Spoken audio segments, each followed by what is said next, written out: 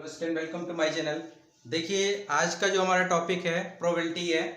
Probability में आज हम बात करेंगे टोटल प्रोबेबिलिटी। ठीक है, आप लोगों ने प्रोबेबिलिटी चैप्टर में आपने एक बेस थ्योरम देखा होगा ना, बहुत इंपॉर्टेंट बेस थ्योरम होता, लेकिन समझ में नहीं आता था ना। क्यों नहीं समझ में आता है? क्योंकि हमने सबसे पहले टोटल प्रोबेबिलिटी की फार्मूला, डेफिनेशन और इसके प्रॉब्लम्स को सॉल्व नहीं किया। अगर इस प्रॉब्लम्स को आपने सॉल्व किया होगा तो बेस थ्योरम आपको बहुत आसान लगेगा, बहुत अच्छे से हो जाएगा। ठीक है, तो सबसे पहले बेस थ्योरम्स को पढ़ने से पहले टोटल प्रोबेबिलिटी का फार्मूला पढ़ेंगे, उससे बेस्ड जो क्वेश्चन होंगे, प्रॉब्लम्स होंगे, उस प्रॉब्लम्स को सॉल्व करेंगे, तब हम बेस थ्योरम लगाएंगे। तो सबसे पहले टोटल प्रोबेबिलिटी का डिफिनेशन देखते हैं, उसके फार्मूले देखते हैं, उसका ट्री डायग्राम क्या है, कैसे ट्री डायग्राम से इंडिकेट करके फिर हम क्वेश्चन को सॉल्व करना बहुत हमारा इजी हो जाता है। ठीक है, देखिए बहुत ध्यान से देखिएगा। प्रोबेबिलिटी हम बार बार कह रहे हैं कि प्रोबेबिलिटी बहुत ही आसान है, बट कॉन्सेप्चुअल है। कॉन्सेप्ट अगर आपको आया तभी प्रोबेबिलिटी आसान लगेगी, नहीं तो बहुत ही टफ लगेगी। इतना आप ध्यान दीजिएगा, है आसान लेकिन बहुत ध्यान से, बहुत से सीरियसली आपको पॉइंट टू पॉइंट नोट करते हुए चलना है। और इसके बाद इसके प्रॉब्लम्स जो हम सॉल्व कर रहे हैं, प्रॉब्लम्स को लगा लेना है। तुरंत उसी के बाद नेक्स्ट प्रॉब्लम टेक्स्ट बुक से ढूंढ ढूंढ के उसको आपको सॉल्व करनी है, तब आपको प्रोबेबिलिटी अच्छे से तैयार हो पाएगी, अन्यथा आपकी प्रोबेबिलिटी हवा हवा में रह जाएगी। तो सबसे पहले हम बात करेंगे कि टोटल प्रोबेबिलिटी। ध्यान से देखिए, आइए साथ में the law of total probability. Law of total probability क्या है, इसकी डेफिनेशन को देख लेते हैं, फॉर्मूले को देख लेते हैं। लॉ ऑफ टोटल प्रोबेबिलिटी में क्या है, let S be the sample space and let E1 E2 dot dot En E1 E2 dot dot En be n mutually small n mutually exclusive and exhaustive। आपको हमने बताया था exclusive क्या होता है, एक्सहॉस्टिव क्या होता है। जहां पे आप हमारे चैनल पे आपको अपलोड कर जाएंगे तो उसमें आपको मिलेगा type of probability, sorry type of event. Type of event में मैचली एक्सक्लूसिव और आपको एक्सहॉस्टिव इवेंट दोनों अच्छे से बताया है विद एग्जांपल के साथ। उसको देख लीजिएगा तो आपको अच्छे से डाउट क्लियर हो जाएगा। तो and mutually exclusive and exhaustive event associated with a random experiment if A is any event which occur with E1 or E2 dot dot or En, है ना। फिर से समझिएगा कि सैंपल स्पेस, सभी प्रोबेबिलिटी का सैंपल स्पेस को S से ही डिनोट करते हैं, and let E1 E2 dot dot En E1 E2 dot dot En be n mutually exclusive, मतलब डॉट डॉट n जो है n मैचली एक्सक्लूसिव इवेंट है, and exhaustive event, mutually exclusive event है और एग्जॉस्टिव इवेंट दोनों है, associate with the random experiment if A is any event. A कोई एक ऐसा इवेंट है जिस इवेंट पे आपको हमें फाइंड करना होगा, वो A है जो हमें फाइंड करना होगा, इस पे जिस कंडीशन पे वो A is any event which occur, मतलब अकर्स मींस क्या होता है, घटनाएं। जिस घटना पे A को फाइंड करना होता है, जिस घटना को फाइंड करना होता है उसे हम A मान लिया गया।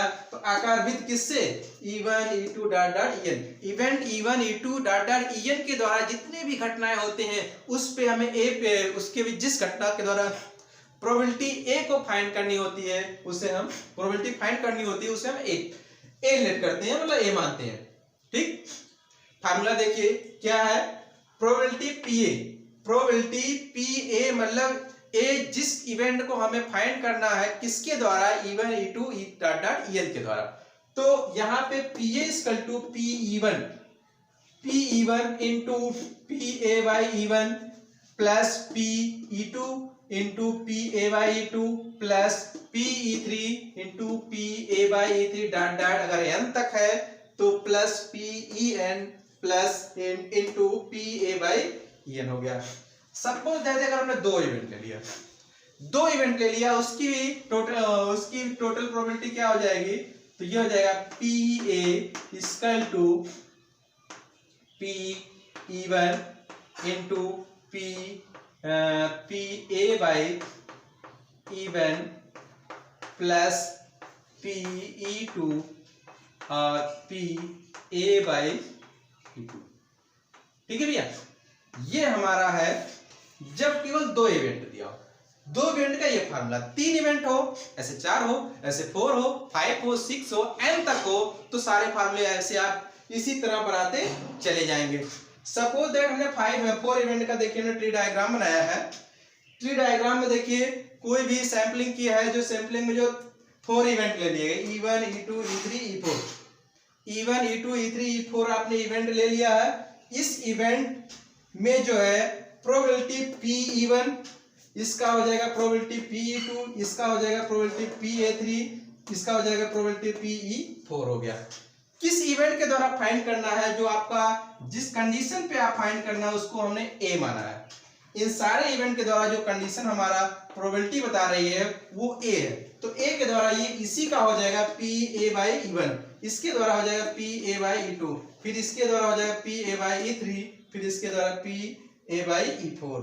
ठीक है, तो ये आपका ट्री डायग्राम है। इस ट्री डायग्राम पे क्वेश्चन को हम सॉल्व करते हैं तो बहुत इजी हो जाता है। ठीक है, इसी ट्री डायग्राम के द्वारा हम प्रॉब्लम सॉल्व करा रहे हैं, उस प्रॉब्लम को ध्यान से देखिएगा, फिर उसके बाद उस तरह के जितने प्रॉब्लम हो सॉल्व करिएगा। सबसे पहले डेफिनेशन को आप नोट कर लीजिए, इसके ट्री डायग्राम भी बना लीजिए, ऐसे छोटा फार्मूला भी बना लीजिए, ऐसे 3p फार्मूले बना लेंगे। ठीक है, इतना नोट करने के बाद आइए प्रॉब्लम्स देखते हैं। देखिए प्रॉब्लम नंबर फर्स्ट है टोटल प्रोबेबिलिटी का। इसमें देखिए पहला क्वेश्चन क्या कह रहा है, ए बैग कंटेन 4 रेड, एक बैग है जिसमें कंटेन किया गया, रखा गया 4 red ball, 4 red and 3 black ball, 4 red है 3 ब्लैक है, and A second bag contain 2 red and 4 black, 2 red and 4 black ball, 1 bag is selected at a random from the selected bag, one ball is drawn, find the probability that the ball drawing is red। कहने का मतलब ये है, question को बहुत ध्यान से समझिए। दो बैग में अलग अलग तरह से बॉल रखे गए हैं। पहले बैग में क्या रखा गया है, 4 रेड और 3 ब्लैक बॉल रखे गए हैं, मतलब टोटल 7 बॉल रखे गए हैं, 4 लाल है और 3 ब्लैक है, काला है। फिर इसके बाद सेकंड बैग में बात करते हैं, सेकंड बैग में 2 रेड है और 4 ब्लैक बॉल है। ठीक है, तो इन दोनों के द्वारा दोनों बैग से रैंडमली मतलब कोई भी अचानक से किसी एक बैग से हमें रेड बॉल निकालने की प्रोबेबिलिटी फाइंड करनी, रेड बॉल निकालने की प्रोबेबिलिटी फाइंड करनी है। आपका क्वेश्चन यही कह रहा है, randomly from the selected bag on the ball is drawn, find the probability that the ball is drawn here red। मतलब दोनों बैग से एक बॉल ऐसा निकालना है जो श्योरली वो आपका रेड बॉल हो, तो उसकी प्रोबेबिलिटी कितनी होगी। दो बैग थे, दोनों बैग में अलग अलग बॉल रखेंगे, पहले में 3 रखा है, दूसरे में 2-4 रखा है।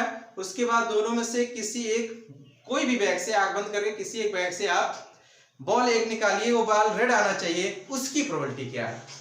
तो उसकी प्रोबेबिलिटी के लिए क्या करते हैं, तो सबसे पहली बात है दो बैग है तो इवेंट कितने हो गए, 2 हो गए। सेलेक्टिंग क्या करना है, एक फाइंड किसको करना है, एक ए को फाइंड करना है, ए जो है रेड बॉल आने की प्रोबेबिलिटी दोनों बैग में से। तो देखिए E1 हमने मान लिया, सेलेक्टिंग बैग फर्स्ट इवेंट, देखिए यहां मान लिया late E1 and E2 and A denote by the events defined as, मतलब E1 E2 इवेंट्स है, उसी में से A को सेलेक्ट करना है जिसके डिफाइन करना। तो E1 क्या है, सेलेक्टिंग बैग फर्स्ट, E1 जो हमने माना है वो बैग फर्स्ट में इवेंट जो हो रहा है उसके लिए है। E2 जो इवेंट है वो सेलेक्टिंग बैग सेकंड, मतलब सेकंड बैग से जो सेलेक्ट किया गया उसका इवेंट E2 है।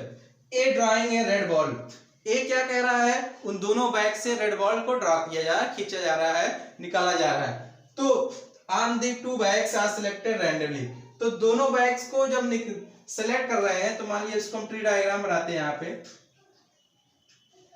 ट्री डायग्राम, ये ट्री डायग्राम यहाँ बना रहे हैं, ध्यान से देखिएगा कैसे ट्री डायग्राम बनाते हैं। 2 कंडीशन है, बैग फर्स्ट, ये आपका है बैग फर्स्ट और ये आपका है बैग सेकेंड।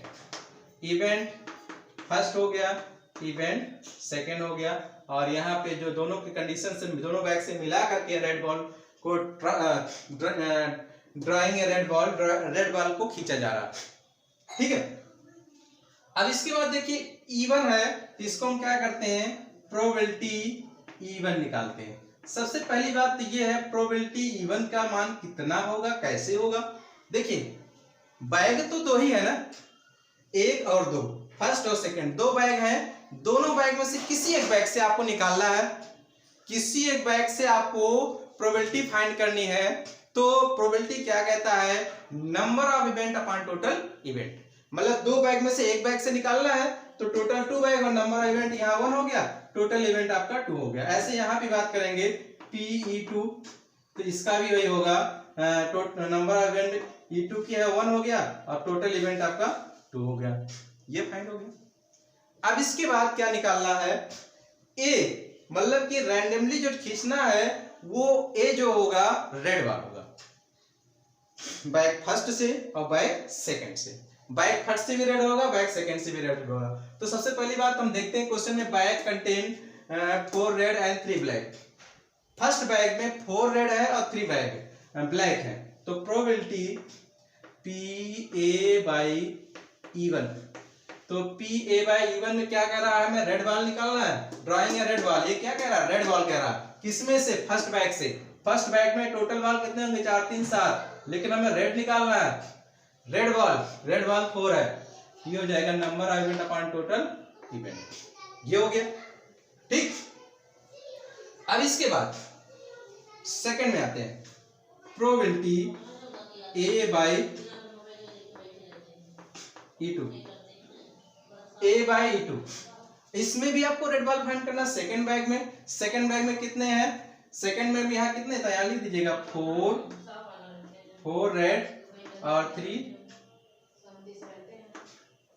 ब्लैक। ये आपको ऐसे लिखे रहेगा ट्री डायग्राम में, जिससे अगर क्वेश्चन में गलती नहीं होती है और अच्छे से सॉल्व हो जाता है। और सेकंड बैग में 2 रेड 4 ब्लैक, 2 रेड 4 ब्लैक, ये हो गया, ठीक है। तो इसमें आपको 2 रेड निकालना, कितना निकालना है, 2 रेड निकालना। तो ये क्या हो जाएगा, प्रोबेबिलिटी A/2, तो ये आपका रेड 2 हो गया, और टोटल कितना है, 4 2 6 है, तो ये आपका 6 हो गया। ट्री डायग्राम में समझ में आ गया ना, सारी चीजें मैं इंडिकेट कर दिया। PE1 1/2 आ गया, PA/E1 4/7 आ गया, PE2 1/2 हो गया, PA/E2 2/6 हो गया। हमें क्या करना है, इसको फाइंड करना है टोटल प्रोबेबिलिटी से। इसको ब्रेस कर लेते हैं,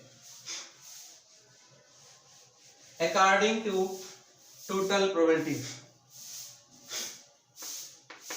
अकॉर्डिंग टू टोटल प्रोबेबिलिटी,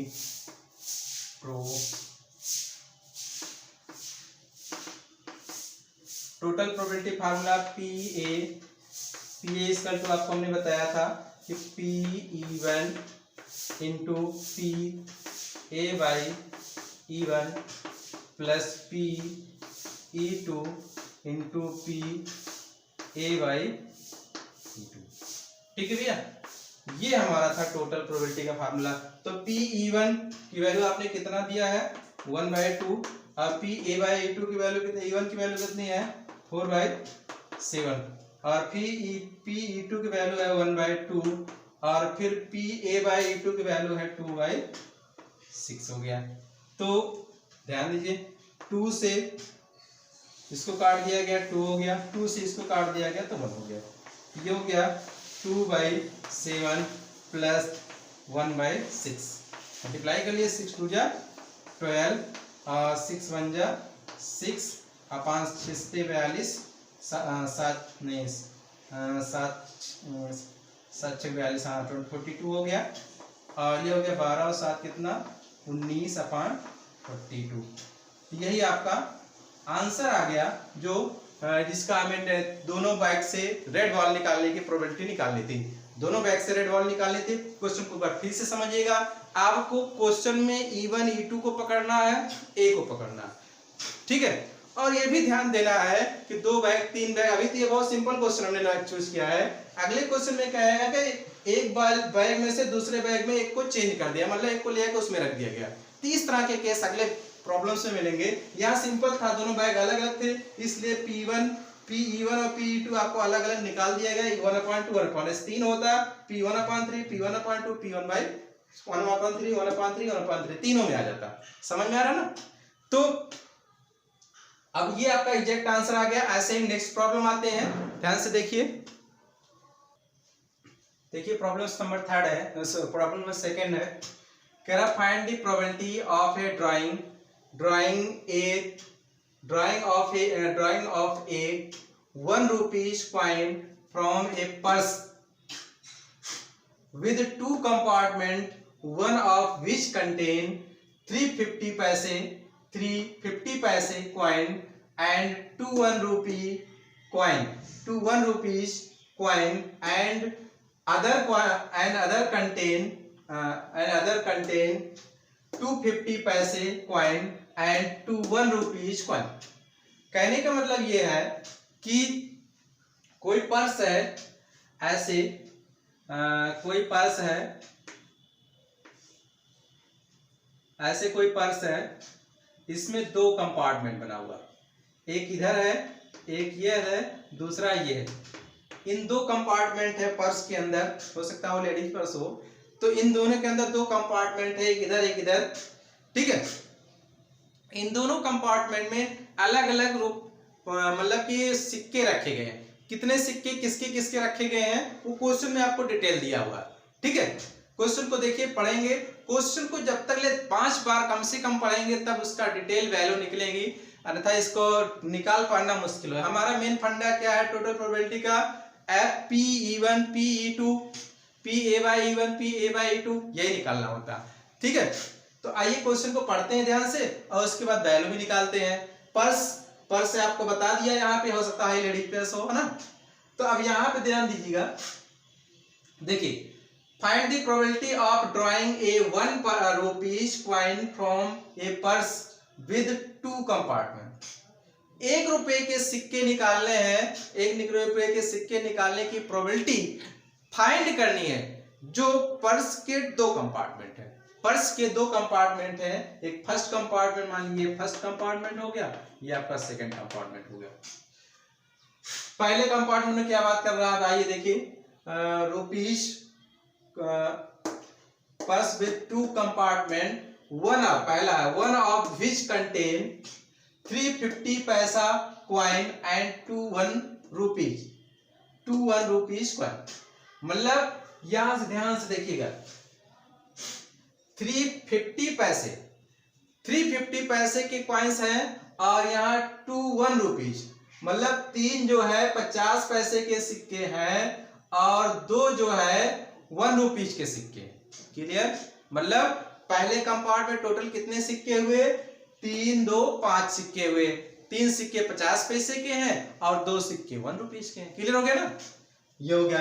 अब इसके बाद and other coin, and other compartment कह सकते हैं, एंड अदर कंपार्टमेंट होगा, कंटेन लिखा, चलो ठीक है दोनों मानिएगा। एंड अदर कंटेन 250 पैसे, दूसरे कंपार्टमेंट में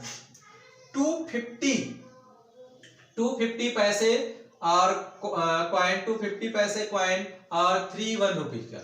मतलब दूसरे कंपार्टमेंट में, दूसरे कंटेन में जो है 50 पैसे के 2 सिक्के हैं और 1 रुपए के 3 सिक्के हैं। क्लियर हो गया ना? इसमें भी आपके कितने 3 2 5 ही हैं, ठीक। अब इन दोनों पर्स से किसी में से भी दोनों कंपार्टमेंट, पर्स के 2 कंपार्टमेंट है, पर्स के 2 कंपार्टमेंट है, दोनों कंपार्टमेंट किसी एक में से रैंडमली आपको 1 रुपए निकालना, पैसे नहीं निकालने, 50 पैसे नहीं निकालने, 1 रुपए निकालना है। मतलब 1 रुपए का सिक्का निकालना है दोनों कंपार्टमेंट से। कैसे सॉल्व करेंगे आइए ध्यान से देखते हैं। इसके लिए सबसे पहले हम क्या करेंगे, 2 कंडीशन बताया है, E1 और E2 दो मान लेंगे। कंपार्टमेंट फर्स्ट को E1 मान लिया, कंपार्टमेंट सेकंड को E2 मान लिया। किसके? पर्स के कंपार्टमेंट फर्स्ट को E1 मान लिया और सेकंड को E2 मान लिया। और हमें क्या निकालना है? 1 रुपए के सिक्के निकालने हैं दोनों कंपार्टमेंट से, तो उसको प्रोबेबिलिटी हमने ए मान लिया। तो देखिए, let E1 E2 and A be the event defined. मतलब E1 E2 और ए इस प्रकार से डिफाइन कर रहे हैं। E1 क्या है देखिए, E1 equal to event, E1 equal to first compartment of the purse in choose, मतलब E1 जो चूज किया गया है पर्स के फर्स्ट कंपार्टमेंट को चूज किया गया। E2 ऐसे, E2 the second compartment of the purse is choose, मतलब E2 जो है सेकेंड कंपार्टमेंट के पर्स को, मतलब इसके फर्स्ट को E1 मान लिया गया, सेकेंड को E2 चूज कर लिया गया। ए तो आपका रुपीज में है, क्या कह दिया, A rupees coin in drawn from the purse, मतलब 1 रुपए के सिक्के आपको उस दोनों पर्स के किसी भी कंपार्टमेंट से रैंडमली निकालने हैं, उसकी प्रोबेबिलिटी हमें फाइंड करनी है। ठीक, अब बात ये उठती है कि पर्स था, पर्स में दोनों कंपार्टमेंट, पर्स में दो कंपार्टमेंट थे, दोनों एक जैसे थे, तो हम कंपार्टमेंट पे निकालने की प्रोबेबिलिटी क्या हो जाएगी, 2 कंपार्टमेंट है, रैंडमली किसी में से हम निकाल सकते हैं, आंख बंद करके किसी में से निकाल लिया, तो प्रोबेबिलिटी उसकी को क्या हो जाएगी, P(E1), मतलब ये देखिए फर्स्ट कंपार्टमेंट है, सेकंड कंपार्टमेंट, फर्स्ट कंपार्टमेंट में देखिएगा यहाँ पे ये आपका फर्स्ट कंपार्टमेंट सेकंड है, तो पहली बात तो क्या क्या दिया था जो हमने यहाँ पे लिख दिया, फर्स्ट कंपार्टमेंट क्या 350 पैसा, मतलब 3 सिक्का 50 पैसे के और 2 सिक्का 1 रुपए के, यही तो साफ साफ कहा है। क्वेश्चन को जब तक डिटेल कई बार नहीं पढ़ेंगे तब तक इसका निचोड़ नहीं निकल पाएगा। ठीक है, ये प्रोबेबिलिटी है, ना कि इंटीग्रेशन है, ना कि डिफरेंशिएशन है। ठीक है, सबसे पहले इस क्वेश्चन को बार बार पढ़ना होगा, तब उसका डिफरेंस निकलेगा। देखिए यहाँ पे देखिए किस तरह लिखा, हमने कैसे निकाला, 350 पैसा, 350 पैसा मतलब 3 50 पैसे के, 3 50 पैसे के, 2 1 रुपीज के, 2 सिक्का जो है 1 रुपीज के। अब तो आपको क्लियर समझ में आ गया होगा ना। जब तक इस तरह से आप फाइंड नहीं कर पाएंगे तब तक प्रोबेबिलिटी निकालना इम्पॉसिबल होगा। तो ये हो गया 350 पैसा और 2 1 रुपीज। अब इसके बाद ये हो गया, अब ऐसे सेकंड में क्या कह रहा है, 250 पैसा कॉइन 1 एंड 3 1 रुपीज कॉइन, तो इसमें 250 2 50 पैसे के और 3 1 रुपए के सिक्के लिख दिया गया। ठीक, अब ध्यान किया, प्रोबेबिलिटी बैग को चूज करने के लिए E1 और E2 है, तो 2 है, दोनों में से किसी भी से रैंडमली निकाल सकते, टोटल इवेंट 2 हो गया, नंबर ऑफ इवेंट 1 हो गया, तो इसलिए P(E1) अपन इस P(E1) इक्वल टू 1/2, ऐसे P(E2) इक्वल टू 1/2, ये हो गया। ठीक, अब बात ये कह रहा है कि दोनों पर्स में से सिक्के जो निकालने हैं, 1 रुपीज के सिक्के निकालने की प्रोबेबिलिटी फाइंड करनी है। तो अगर हम कंपार्टमेंट फर्स्ट में जाते हैं, कंपार्टमेंट फर्स्ट में जाएंगे तो उसमें रुपए के कितने सिक्के, 2 सिक्के, तो number of probability upon total probability, number of probability आपका 2 हो गया और टोटल प्रोबेबिलिटी 3 2 5 हो गया, आपको लिखा हुआ है PA/E1 इक्वल टू 2/5 हो गया। ठीक, ऐसे इसमें आते हैं, कंपार्टमेंट सेकंड में आते हैं PA/E2, इसमें देखिए कितने रुपए की बात कर रहा है, तो रुपये आपका 3 सिक्के, रुपए 1 रुपए के 3 सिक्के हैं, तो और यहाँ पे टोटल सिक्के 3 2 5 है, तो हो गया PA/E2 इक्वल टू 3/5। क्लियर हो गया, वही चीज हमने यहाँ लिखा है, P(E1) equal to 1/2, P(E2) equal to 1/2, PA/E2 E1 equal to 2/5, यहाँ सॉरी 5 रहेगा, PA/E2 इक्वल टू 3/5। क्लियर हो गया, आपको यहाँ ट्री डायग्राम दिखा दिया, ट्री डायग्राम अगर अच्छे से बना लिए तो क्वेश्चन सॉल्व करना बहुत आसान हो जाता है। तो अब ध्यान दीजिए, अब देखिए इसको हम रेस कर लेते हैं, इसको हम रेस कर लेते हैं यहाँ पे, और इसके बाद अकॉर्डिंग टू टोटल प्रोबेबिलिटी का फार्मूला लगाते हैं। अकॉर्डिंग टू टोटल प्रोबेबिलिटी का formula, according to total probability, total probability का फार्मूला क्या कहता है, PA equal to P(E1) into PA/E1 plus PE2 into PA/E2। ठीक है भैया, यही तो आपने फार्मूला पढ़ा था टोटल प्रोबेबिलिटी का। अब देखिए वैल्यू लाके पुट कर दीजिए, PE1 की वैल्यू 1/2 और PA/E2 की वैल्यू 2/5 प्लस Pe2 की वैल्यू आपका हो गया 1/2 इंटू Pa/E2 की वैल्यू कितनी है 3/5 हो गया। तो ये आपका total probability Pa equal to ये हो जाएगा कितना 2/10 और ये हो जाएगा 3/10। दोनों को ऐड कर देंगे 3 2 5 5/10 काट दीजिए 5 1 जा 5 2 जा तो ये हो गया 1/2 Pa probability Pa equal to 1/2। मतलब कि कंपास के दो कंपार्टमेंट थे, दो कंपार्टमेंट्स में जो अलग अलग रुपए सिक्के रखे गए हैं उन दोनों से रुपए निकालने की जो प्रोबेबिलिटी होगी आपकी Pa इक्वल टू 1/2 हो गई। समझ में आ रहा है ना? बहुत अच्छे। नेक्स्ट प्रॉब्लम पे आते हैं। देखिए प्रॉब्लम थर्ड है। प्रॉब्लम थर्ड कह रहा है ए bag contain 4 white and 5 black ball. मतलब ये बैग है जिसमें कंटेन किया गया है 4 white and 5 black ball. Another और दूसरा बैग जो है contain 6 white and 7 black ball. पहले बैग में कितना रखा गया 4 व्हाइट 5 ब्लैक, दूसरे बैग में 6 व्हाइट 7 ब्लैक बॉल। फिर a ball is drawn, a ball is transferred, a ball is transferred, a ball is transferred from first bag to the second bag. मतलब एक बॉल जो है ट्रांसफर किया जा रहा है फर्स्ट बैग से सेकेंड बैग। कौन सा बॉल ट्रांसफर किया जा रहा है आगे देखिए। First bag to second bag and then a ball is drawn from the second bag find the and जो क्या कह रहा transfer from the first bag to second bag and then the ball is drawn from the second bag to drawn the second bag. उसके बाद find the probability that the ball is drawn is white. कहने का मतलब ये हुआ simple सा conclusion क्या है कि दो बैग हैं, फर्स्ट बैग सेकेंड बैग। पहले बैग में कितने बॉल है 4 और 5, 9 बॉल है जिसमें 4 व्हाइट है और 5 ब्लैक है। दूसरे बैग में 6 व्हाइट और 7 ब्लैक है, दूसरे बैग में 6 व्हाइट और 7 ब्लैक है बॉल है। अब क्या कह रहा है फर्स्ट बैग से एक बॉल ट्रांसफर्ड किया जा रहा है सेकेंड बैग में। फर्स्ट बैग से एक बॉल ट्रांसफर किया जा रहा है सेकेंड बैग में। अब कौन से कलर का बॉल ट्रांसफर किया नहीं बताया। हाँ आपको फाइंड क्या करना है कि जो फर्स्ट बैग से सेकेंड बैग में ट्रांसफर किया गया तो उसको ट्रांसफर किए गए व्हाइट आने की प्रोबेबिलिटी फाइंड करना, व्हाइट बॉल आने की प्रोबेबिलिटी फाइंड करनी है। देखिए सॉल्यूशन में आते हैं। सॉल्यूशन में हमने मान लिया कि दो बैग है तो दो बैग हैं तो इवेंट हो गए E1 और E2। दो बैग हैं इवेंट हो गए E1 और E2 और ए इवेंट क्या है ट्रांसफर्ड में व्हाइट बॉल आने की प्रोबेबिलिटी।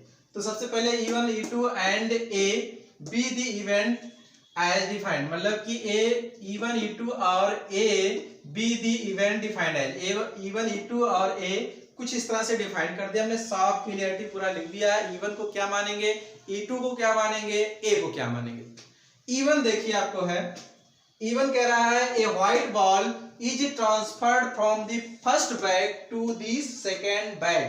बैग है लास्ट में, मतलब कि एक व्हाइट बॉल जो है फर्स्ट बैग से सेकेंड बैग में ट्रांसफर कर रहे हैं ए व्हाइट बॉल। सेकेंड क्या कह रहा है कि a black ball is transferred the first bag to second bag. मतलब E1 जो है फर्स्ट बैग से एक बॉल ट्रांसफर करना है सेकेंड बैग से व्हाइट बॉल, और दूसरा जो E2 है फर्स्ट बैग से एक बॉल ट्रांसफर कर रहा है सेकेंड बैग में जो कि ब्लैक हो। ठीक है, फिर आगे ए क्या कह रहे हैं a white ball is drawn from the second bag. तो सेकेंड बैग में जो बॉल आ रहा है उसके व्हाइट आने की प्रोबेबिलिटी, व्हाइट बॉल आने की प्रोबेबिलिटी फाइंड करनी है। ठीक, क्वेश्चन समझ में आ गया। तो सबसे पहले इसमें E1 E2 PE1 PE2 PA/1 PA/2 यही चार अगर निकाल गए तो फिर हम ट्री डायग्राम के द्वारा इंडिकेट करके हम टोटल प्रोबेबिलिटी का फार्मूला लगाते हैं। तो सबसे पहले देखिए PE1 निकालने के लिए पहली बात यहाँ क्या बोला है a white ball is transferred from the first bag to second bag. First bag से सेकेंड बैग में लाने के लिए व्हाइट बॉल की प्रोबेबिलिटी कितनी होगी? देखिए व्हाइट बॉल आपका 4 है और ब्लैक बॉल 5 है। टोटल कितने बॉल है? 9 बॉल है, जिसमें से हमें व्हाइट की प्रोबेबिलिटी फाइंड करनी है, तो 4/9 हो जाएगा। Number of event upon total event, number of event आपका 4 हो गया, टोटल बॉल 5 4 9 तो 9 हो गया। ठीक है। अब दूसरे कंडीशन में a black ball is transfer from the first bag to second bag. एक ब्लैक बॉल को ट्रांसफर करना फर्स्ट बैग से सेकेंड बैग, तो इसमें ब्लैक बॉल की प्रोबेबिलिटी आपकी यहां से फर्स्ट बैग से जो है ब्लैक बॉल कितने 5 है, 5 बॉल है, टोटल कितने 9 बॉल है, जिसमें से ब्लैक 5 है, तो 5 की प्रोबेबिलिटी क्या हो जाएगी 5/9, क्योंकि टोटल 9 हो गया और ब्लैक बॉल 5 हो गया, तो P(2) = 5/9। कोई डाउट नहीं ना। अब इसके बाद आगे देखते हैं, आगे ये देखते हैं कि अगर फर्स्ट बैग में से सेकेंड बैग में एक बॉल ट्रांसफर कर दिया गया, कौन व्हाइट किया गया, एक बार ब्लैक किया गया, एक बॉल ट्रांसफर किया गया, तो फर्स्ट बैग से सेकेंड बैग में व्हाइट बॉल ट्रांसफर किया गया, तो देखिए फर्स्ट बैग में सेकेंड बैग में आपके 6 व्हाइट बॉल है और 7 ब्लैक बॉल है। जब फर्स्ट बैग से एक व्हाइट बॉल सेकेंड बैग में आ गया, सेकेंड बैग में आ गया, तो सेकेंड बैग में 6 व्हाइट था, एक बढ़ जाएगा, तो कितने हो जाएंगे 7। तो देखिए 6 + 1 अपॉन टोटल कितने हो जाएंगे, 6 व्हाइट थे तो 6 1 7 व्हाइट हो जाएंगे, और ब्लैक आपका 7 था, तो टोटल में आके 6 1 7 और 7 7 14 हो गया। क्लियर? बहुत बारीकी पकड़िएगा।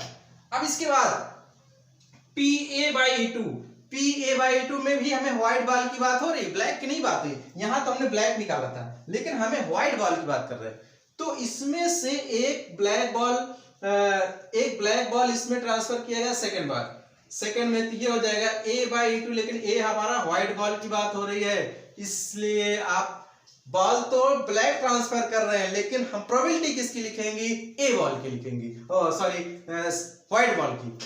तो इसमें सेकेंड बैग में 6 व्हाइट और 7 ब्लैक थे, 6 व्हाइट बॉल की प्रोबेबिलिटी निकालनी है, तो 6 लिख दिया गया, लेकिन एक बॉल ब्लैक फर्स्ट बैग से सेकेंड बैग में ट्रांसफर किया गया, एक बॉल जो ब्लैक होगा, तो 6/6 number of probability upon total probability होता है, तो टोटल ये 6 व्हाइट है, 6 यहां लिख दिया गया। ब्लैक आपका 7 था, एक ट्रांसफर करके आया है, तो 7 1 8 हो गया।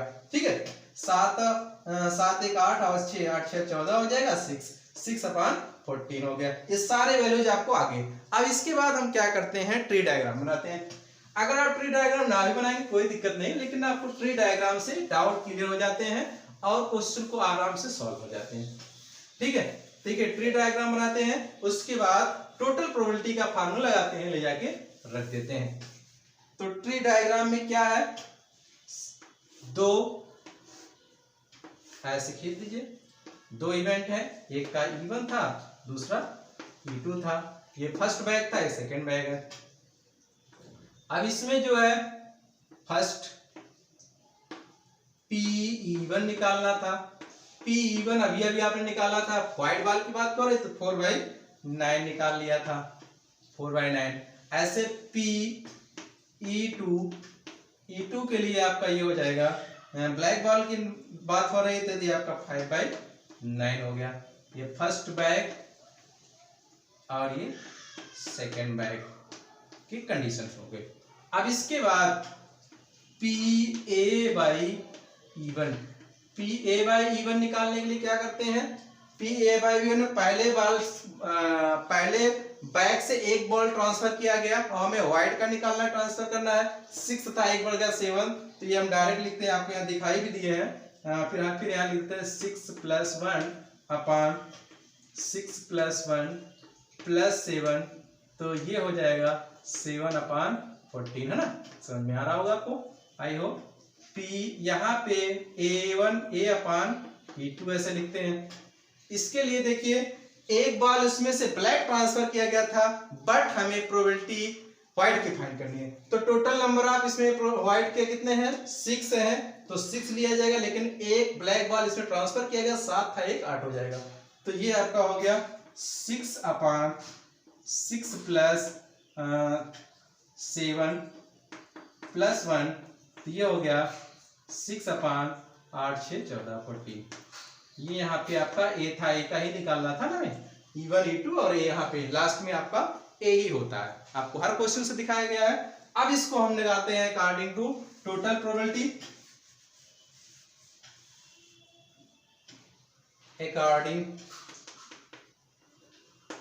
according to total probability,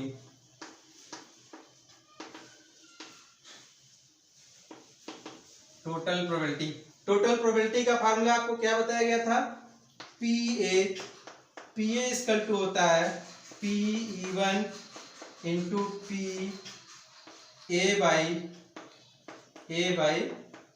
E1 plus PE2 into A by E2। ये हो गया भैया। PE1 की वैल्यू अभी आपने निकाला है कितना, 4/9 लिख दिया गया। और PA बाई E1 7/14 ये हो गया, प्लस PE2 की हो गया 5/9 और इनटू, और इसका हो जाएगा 6/14 हो गया। ठीक है भैया, चलिए इसको यहाँ हम सॉल्व कर लेते हैं। आपको ध्यान से देखिए, PA इक्वल टू कितना हो जाएगा, इन दोनों में कॉमन क्या हो रहा है, कॉमन कुछ हो रहा है 1/, एलसीएम तो दोनों का सेम है ना, तो ऊपर हो जाएगा 7 चौक 28 28 प्लस 6 पंचे 30 30, और ये हो जाएगा, इसको अभी ऐसे लिखे रहिए, हो सकता है ये कटे अभी। तो PA, अब ये देखिए इन दोनों को ऐड कर लीजिए, ऊपर 30 और 20 कितना आ जाएगा 58/9 इंटू 14 हो गया, ये तो होगा ना। अब इसको काटिए, 2 से काटिए, इवन नंबर है, तो 7 2 जा, और ये हो जाएगा 2 2 जा 4, 2 9 जा 18, तो ये हो जाएगा PA इक्वल टू एग्जैक्ट हो जाएगा 29/9 से 63। तो ये हमारा प्रोबेबिलिटी की वैल्यू आ गई 29/63। ठीक है, क्वेश्चन समझ में आ गया टोटल प्रोबेबिलिटी क्या है। अब अगले लेक्चर में हम मिलेंगे बेस थ्योरम। तो आज के लिए इतना ही, थैंक यू वेरी मच।